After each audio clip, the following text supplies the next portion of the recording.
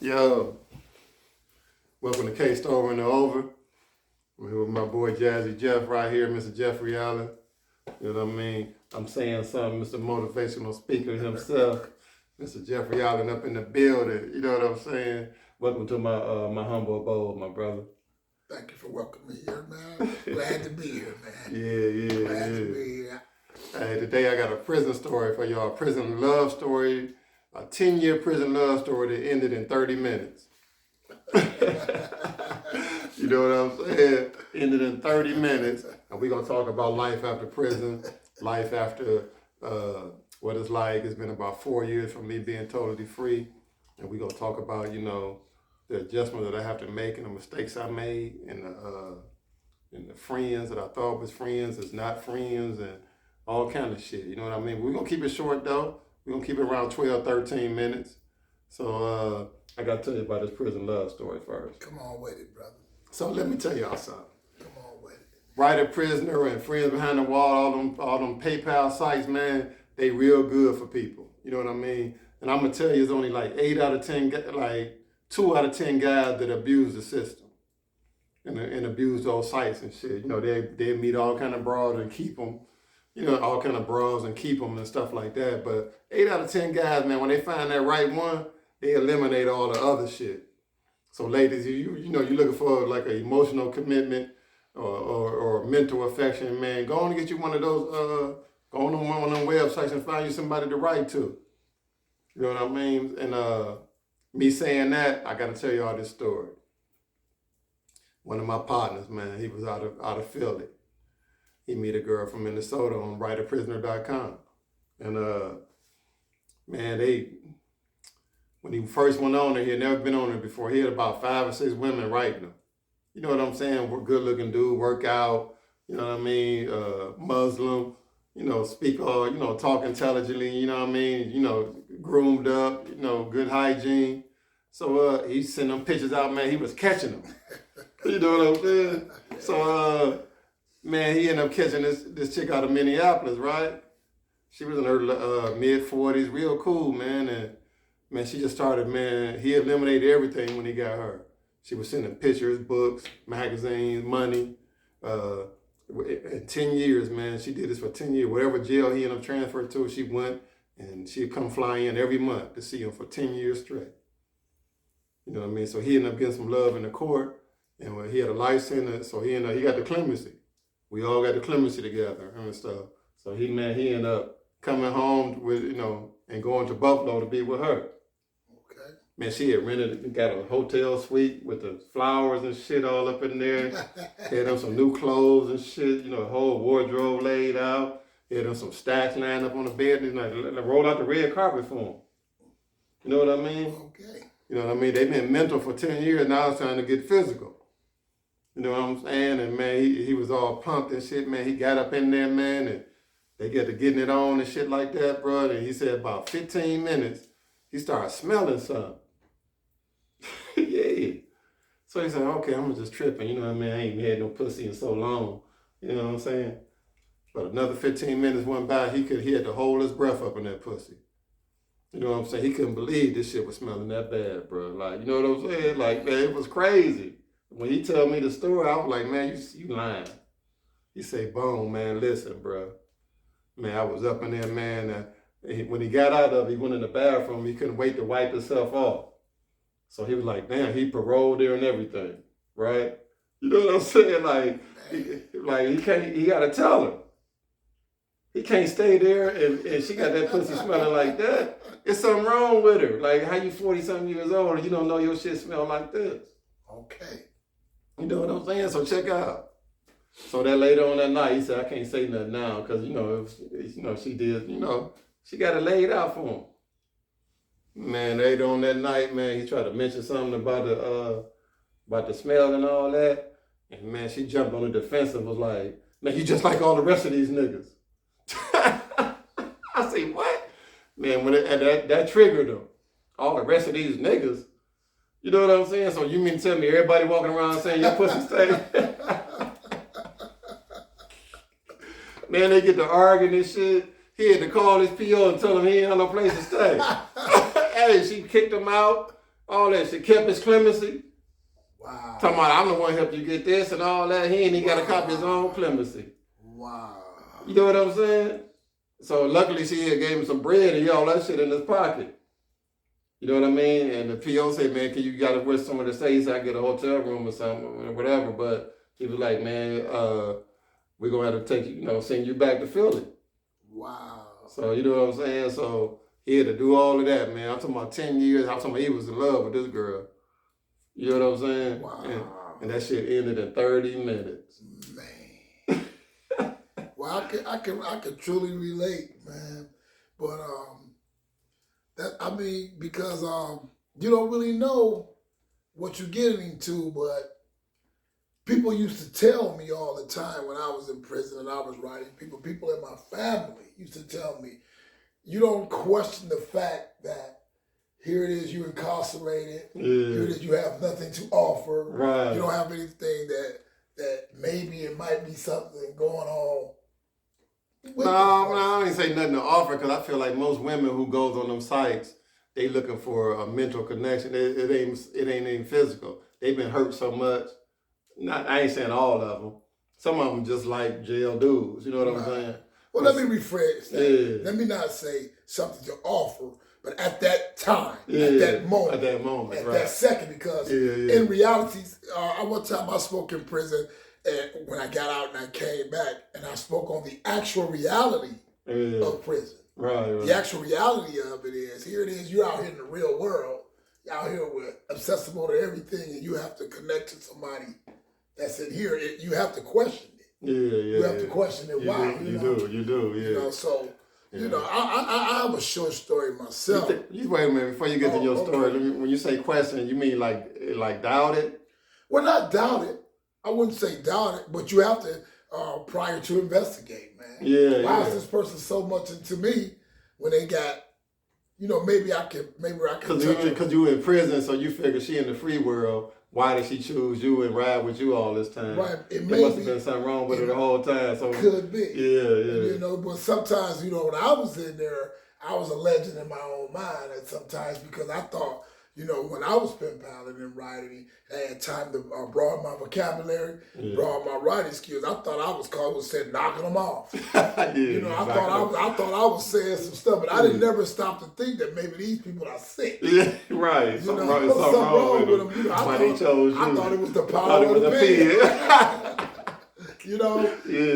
But we do, at the time you do have a lot to offer because you paying these people attention that maybe out in the free world they're not getting that. But not just that, to me, I also think it's a control factor for women.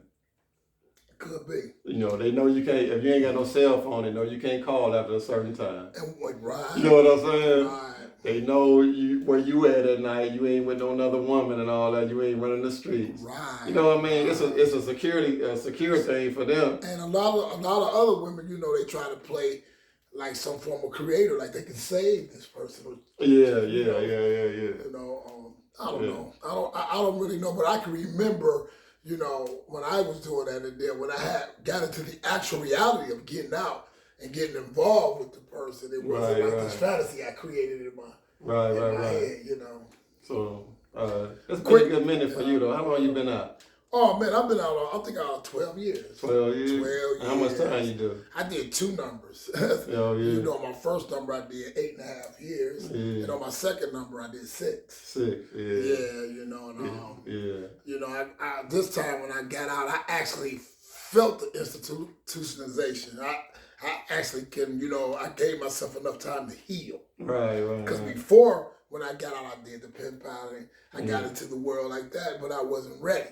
Yeah. And I didn't understand what was going on and what was taking place. Right. But I learned a lot.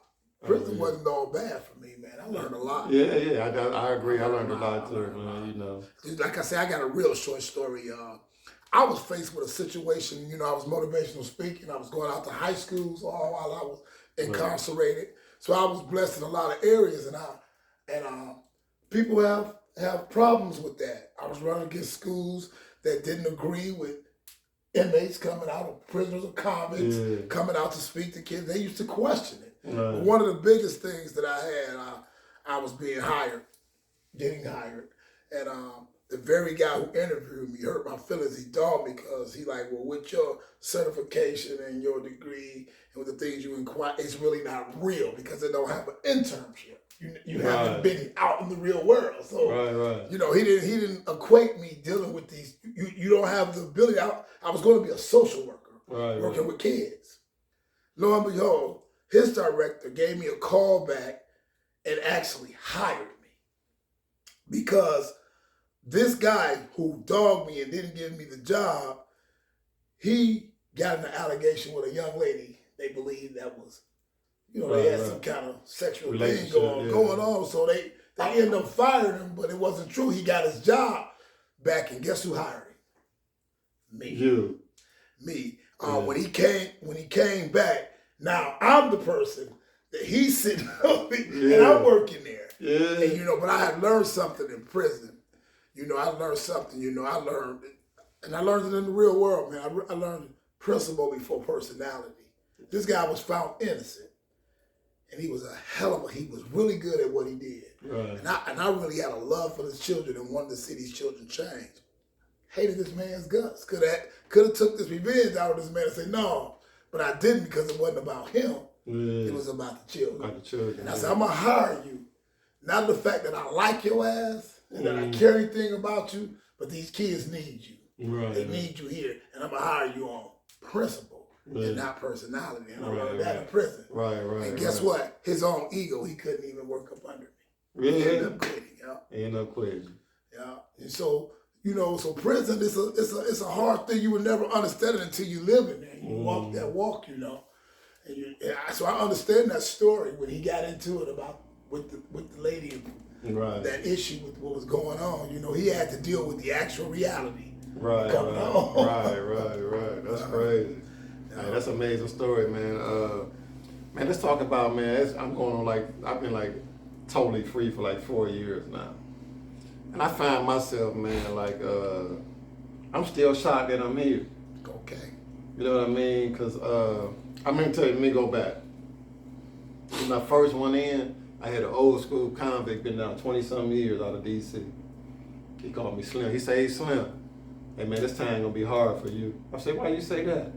He said, you concentrate too much what's going on the streets. I said, what the hell else am I supposed to be thinking about? Just waking up every day about, you know, I say, just waking up on some jail shit every day. You know what I'm saying? So I never, the advice that he gave me, I didn't listen to that. You know what I mean? I kept my mind what was going on the street. Not like it was hurting me, but I thought about the shit that I did in my life on the street, and the fun that I had and the travels that I did, that kept me from being institutionalized in a certain way. They say when you do a certain amount of years, everybody's institutionalized. But I ain't walking around this motherfucker, still putting toilet paper on my seat in the house. or like you getting in the shower with your shower shoes still. My man Jeff still in the shower shoes, man. But I feel like, man, now me being on the street, doing my time and thinking about the streets and thinking about, I took the energy of other people, the happiness of other people when I call home, and I use that energy to make me happy. Right. I live through them. Okay. You know what I'm saying? It was nothing in the jail that was gonna fucking make me happy. Right. You know what I'm saying? I ain't have an out date. You was faced with something real, a life bit. Man, I'm like, man, my shit said deceased. My shit, when I said, when I get out of here, deceased when you die. Right. Man, how I'm gonna do this time? Right. I can't do this time like I'm okay. I'm gonna die in here. Let me just and God behold, man, I went in there doing crazy shit, and in order to get that clemency, you couldn't have no violence. And I got in a few fights. I just didn't get caught. Right. I take it to the cell. Well, I'm gonna pop your head with some real stuff, and I hope it don't offend you or offend the audience of anybody.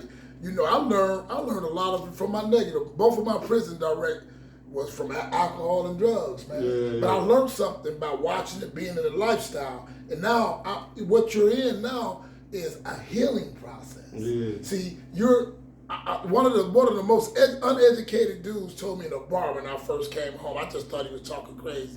He said, man, it's gonna take at least 5 years for you. And I thought that was the wildest thing. Right, What's he right, talking about? Man, I was a motivational speaker. I was this. I'm ready. Yeah. But the actual reality, it was. See, I used to argue with this guy in there. He was 12 or 13 when he came in, and when I met him, he was like 20 something. He'd never been out, and he was very educated, but he never had he just knew everything from reading and from studying, but to actually do it. Yeah. He had no. He didn't have no, like driving a car. He didn't have no life experience. He could tell you, like a lot of musicians that I met in there, some of them guys were technical. They learned, but they couldn't play. Yeah. It wasn't natural. And you got a lot of natural things about you. You got, even though you got into the, I know you. Yeah. I knew you. You got caught up in a lifestyle that took you into a place, but you wasn't that person. Me and you were never criminals. Right. But we ended up and had to live with criminals. They live with criminals, yeah. And what you dealing with now, that I see as your friend, and what you're dealing with now is what I call residue. See, the residue of your lifestyle.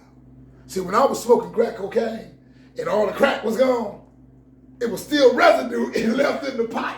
Right. And so that residue can tell how much amount of money that or how high I've been getting. Yeah, see, because everybody want to hit my pipe. They like, man, it's empty, but it's not empty. Only if I push it one more time, I can get me a blowout. See, I educate myself from that bad lifestyle. You're still dealing with the residue of your past. On my past. And I see it on you. You know, I see it, and it's an adjustment. Even though you educated yourself, even though you know you don't want to live like that no more, the residue is still there. You still like to dress. You still like that lifestyle. You still like, and a lot of times you try to fulfill it. But in the actual reality of being out, you can't. Because life is totally changed. That's what institutionalized do to you. I still think, man, the other day I was playing with my kids, and I said, let's race. And in my mind, I thought I was still 20-something like I was. And man, as soon as I tried to run, I pulled. My age came. And the reality is, I done got old. Sometimes I look at my picture, my mind telling me I'm that dude that was 22 years older than me. When I'm looking at myself, man, I'm getting old. And now, what you're dealing with now is the actual reality of the residue of your lifestyle is still there. It haven't all the way gotten off you. It's going to take some time. It's funny you say that because I remember, man, when I was in the jail, you know, the era changed so much. Like when I was in prison, like when I went to jail, it was MySpace. Okay. You know what I mean? So the whole social media thing took off while I was in there. You know what I'm saying? It wasn't no Facebook. It wasn't none of that. No Instagram. None of that. Right. You know, it was MySpace. You know what I'm saying? I had a two-way when I went to jail and with a flip phone. You know what I'm saying? So all this whole shit, now that I'm out here, you know what I mean? So me and my dudes in the jail, we used to watch this shit and like, man, this era of youngins out here now, bro, like we couldn't relate to them. But guess what I found out? Now that I'm out and been out a few years, some of my same dudes that I knew when I was growing up in my same age, they don't know it, but they the millennials. They done picked up all these traits from the millennials, bro. You know what I mean? The same shit we sit up and talk about them, like, man, these millennials, man, they something else. Like I can't get it. I can't get with their music. I can't get with their fashion sense. I can't get with their respect level. But they don't realize I got some same partners. You know, they got residue from what they used to do. So they don't even know that shit that passed on into them, into their characteristics. That's right. You know what I mean? I ain't the one to tell them. I just feel like, man, it's just the shit just, to me, all I'm saying, man, this shit ain't the same. Everything just changed. The people different. You know what I mean? Like I feel disrespected. Okay. I feel since I've been home, I feel like totally disrespected. Well, you do it. It's transforming itself. The Creator, or whoever you believe in, or what I believe in, is when I look at your life, He's putting you back, and you the same dude. See, when you was the lifestyle, I can remember when you were doing your lifestyle, you was bigger than life. But you always talked about that life, even though you always was talking about Paris and things like that. Even when I was before you even experienced it, you talked about that. But you have to center yourself around the people who know you. See, what the life that we're trying to live today, being married, things like that, that's far from what we know. Remember how we live. We live with lots of women and doing what we wanted to do. But ain't it something, man? Me and you both ain't never been married. And never been married. I'm getting married this June. You getting married in July. Because we both still on the same course, you know. Right. And what it is we got, you know, prison wasn't really a bad experience. Our life really wasn't a bad. It just took us through a whole lot of dimensions. You got people that spend big money. They building NASA is building spaceships to try to travel where we been, bro. We didn't been in dimensions that a lot of people would never ever touch. Right. You know, Michael Jackson went through his dimensions that people would never touch. Right. So you can't understand everything. Yes, sir. Yes, you know, sir. And what I'm learning now, me and you, the entity that we believe, it brought us back together, and I can help you, and you can help me. Right. And that's what we do. I think that's called love. That's a version of love. Yes, sir. You know, and I look at you every day, man, and I know because I was in there before you, and I got out before you, and everything that you're going through, I've been through. You've been through, right? You know, like how you look at about what's going on in your life now, man. It's just life. It's just life, but it's different for us. It's always been. I know your mom. I know a lot of people don't even have that. Right. I know everything. You know your family, I know your brothers, I know everything. So I know some of the reasons where it's all coming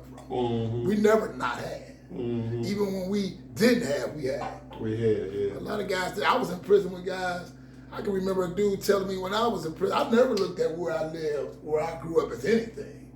Man, he said, my mama's still trying to get where you grew up at. He said, you look at it as nothing, man, but we still fight.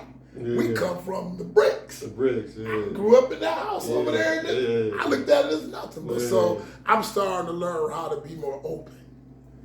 I'm learning how to be more open. It's hard sometimes. I had a situation today, but I have to realize that a lot of guys ain't walk where we walk, been where we been. You know, I don't have to be. It's one of them prophets, I believe, the Christian religion, think Jesus or something.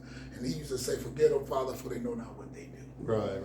You know what, man? You know, like remember I was telling you about the OG that told me that the time was going to be hard for me because I was always on the street in my mind. But when it's been about 4 years now, man, I find myself still in there.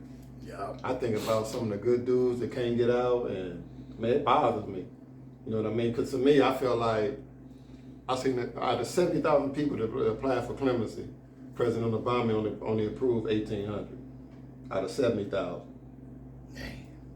You know what I mean? So I feel like I hit the lotto, but imagine if I would have got caught in a couple of those fights I was in just from the basketball court. You know, a youngster, mad because I'm killing them or whatever. Everybody hyping me up, shit like that. Right. And so he want to see me. You know what I'm saying? Imagine if I would have just got caught for that and I didn't get the clemency. See, it's a bunch of dudes that happened to. Right. Oh, you got in 2 fights in here. But you put me in an environment like I got a life sentence. You know what I mean? Right. And they got a point system where I'm supposed to have 23 points to be in the penitentiary. But because my sentence was so high, I'm going to the penitentiary anyway. That's right. It overrules it. You know what I'm saying? So you put me somebody who I went in there with 3 points. When you supposed to have 23, because my sentence was so high, you sent me to the penitentiary. So I do all my whole 15 years and then all the pens. You put me in an environment around every fucking gang member, every fucking them pirates from Africa, Samoan pirates. You know what I'm saying? Every fucking gang member, the ABs, all the racism from the COs and stuff like this. I didn't let none of that stuff change me. That's right. You know what I'm saying? Like that shit, like I could have been in there wilding out, trying to go hard, but I didn't feel like I needed a name. Well, you was chosen. Yeah, but I got when I started playing basketball again in there, that was my name. That was my rep. Right. My rep wasn't about the violence and and all of that. I need to make these motherfuckers respect me. We had to say, because it's like it goes back to what I said at the beginning. You was in a place with criminals, but you really wasn't a criminal. Right. You gotta they had to say when I came in, I was rescued. Right. Whatever my mother prayed or whatever happened. When you were living the lifestyle, and I was on the other end of the lifestyle, yes, and we ended up in the same place. Yes, sir. But but we were rescued. And what happened is, have you ever been around some people? I've been around real criminals. Their families it was just embedded in them. And I stood out in there. Yeah. I stood out in it, but I didn't see it in myself. And you're being called to do something. Right. I don't know what it is. I'm not no guy. I don't know Right. But just look around, man. You only been out. You ain't been out 5 years. Guys been out here 40 years. They got a place to live. Right. I work with guys who don't have places to live and can't put it together, and they've been out here. I ain't been out here long. I ain't been living the lifestyle long, but we've been chosen because there's things to do. Right. And you're gonna fall, and you're gonna rise, and you're gonna fall, but it's meant to be because what you got to do before you leave this planet, man. Right. And I mean, man, I'm grateful, man. I always man, I've been a loner, man. I can remember having one girlfriend before Niecy. Okay. My fiance. I remember having one girlfriend, bro. And I thought that was a shame. I never had kids. You know what I'm saying? I was just in the streets playing and doing whatever. Right. Man, just to have somebody like now, man, that I can, when I fall, I know she's right there with me. I ain't by myself. Right. You know what I'm saying? I've been, you know what I mean? We really by ourselves. We try to think things out and we have stuff in our mind, but man, even as long as I've been knowing you, we don't be talking about everything, that we going through. You know what I'm saying? We kind of keep stuff to ourselves, especially when it hurt. When it hurt, man. I don't want to come to you like, man, damn, man, man, this killing me, bro. You know what I mean? I kind of, the Gemini me, I keep it to myself. Okay. You know what I'm saying? I kind of deal with my demons and my issues on my own. And what's time to grow up? Man. Yeah, but now I'm kind of, you know what I'm saying? It's time to grow up. Man. Now I talk more a little bit. You know what I mean? I wouldn't talk. Stuff like that. Yeah. So I done been in a relationship. They said, hey, communication issues, and it was like talking to a fucking brick wall. Being in the house with me. You know what I'm saying? And I didn't understand why they were saying that. Well, that's the kind of person, Yeah. It took a special person to know you. You used to open up to me. Yeah. But you just had your look at me. Look how much I changed. And it even make people uncomfortable sometimes to even be around me because they know me from. But what I have evolved into and what I'm growing into, the funniest thing, man, I didn't know that I was such a taker, and people have been around me for so long in my family. Always institutionalized. I'm always in treatment. I'm always in prison. So when I got out, I'm out and I'm shopping at Walmart with my brother's wife, and her cart running over with stuff. My cart running over with stuff, but she whispers when I get in the line, "You okay? You gonna be okay?" I'm like, "Okay, what are you talking about?"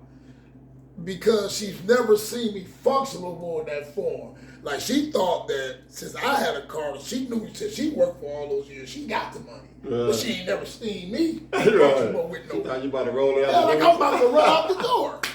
And I had to go back to my laboratory and go back and do what I call a personal inventory of myself. And sometimes we have it within our side.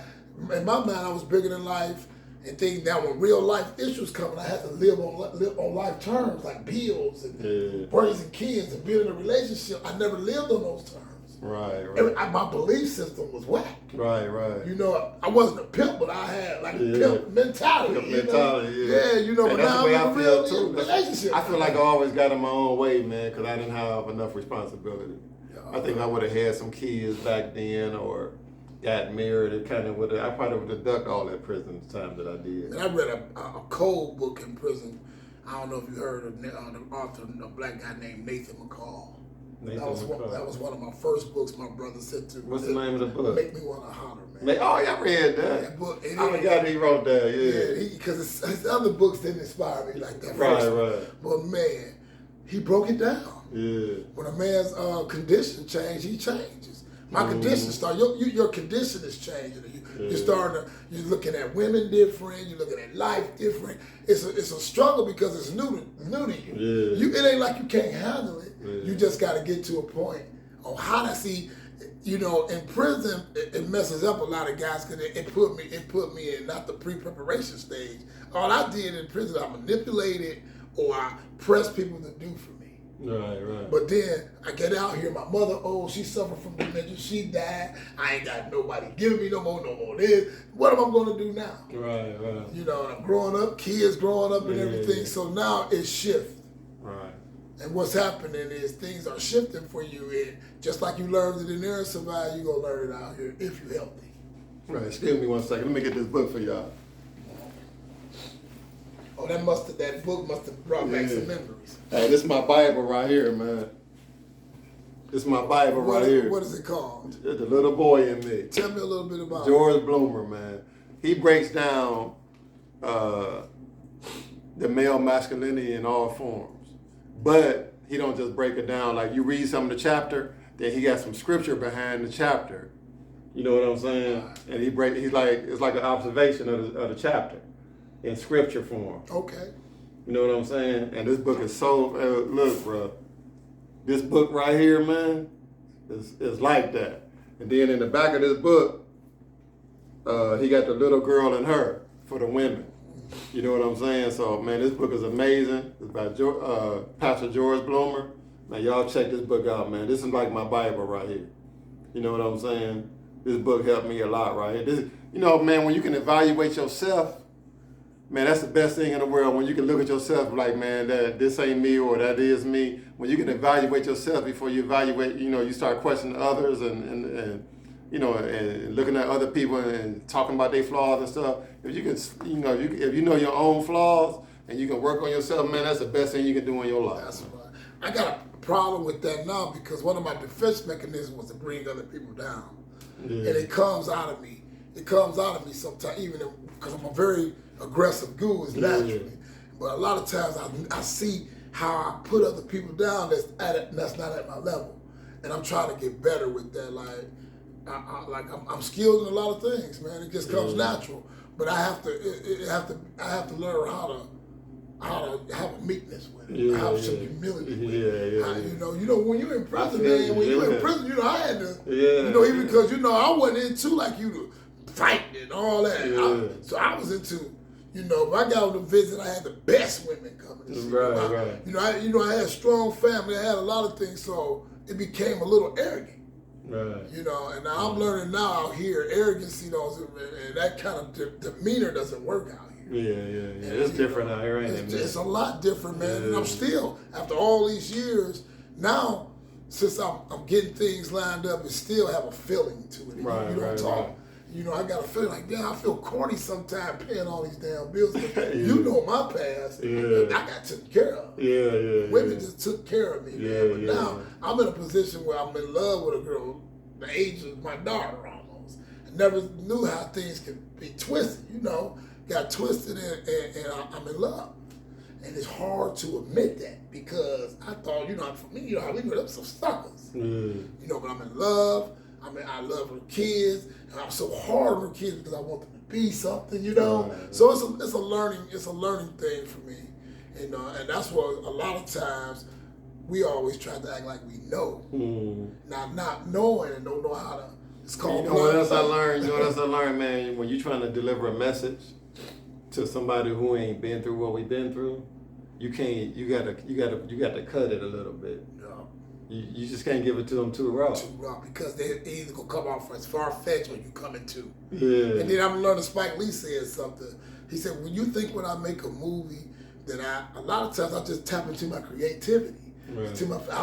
Everything ain't for your understanding. You know, I might put a part in there that's for me. And so right now, man, it just ain't for them to understand. It's just your own personal relationship with yourself and whoever you dealing with. Right. How you feeling right now, though? I feel good, man. I'm here with an old partner, friend. You know, we had our differences. We had our growing pains, man. But what makes us men, man, that we can come together.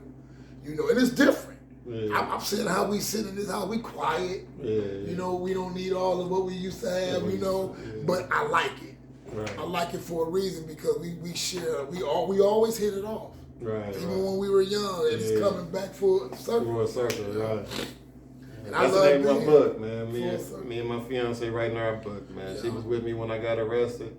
And we got back together. I remember. We full circle. Full circle. The name of my book that's coming out is called Please Mirror, Shut Up, The Autobiography of Jeffrey Allen. Please who? Please Mirror. Please mirror, shut up. Yeah. Oh my God, I like that. I like that title. Hey, Mr. Jeffrey Allen. Hey, thank you for being on Case Over and Over. You know what I'm saying? Hey, I'm sorry about I ain't been making no videos, man. I've been going through some personal shit in my life.